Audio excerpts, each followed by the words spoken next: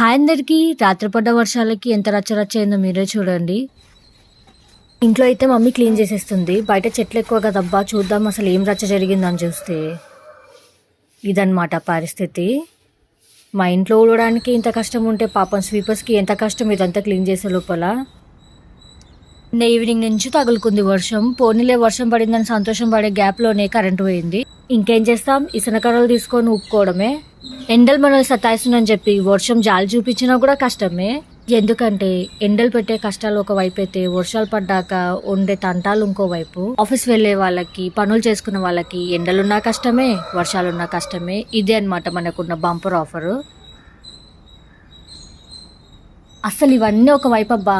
మా ఇంట్లో అయితే మా శిరోగాడికి ఎండలు మండిపోతున్నా, వర్షాలు పడ్డా, పిడుగులు పడ్డా వాకింగ్ మాత్రం పోవాలి. వర్షం చేసిన రచ్చకి మా శిరోగాడు ఇంకా రచ్చ చేసుకొని వస్తాడు బయట. ఇదండి ఈరోజు మినీ బ్లాగ్. నచ్చినట్టయితే లైక్ చేయండి.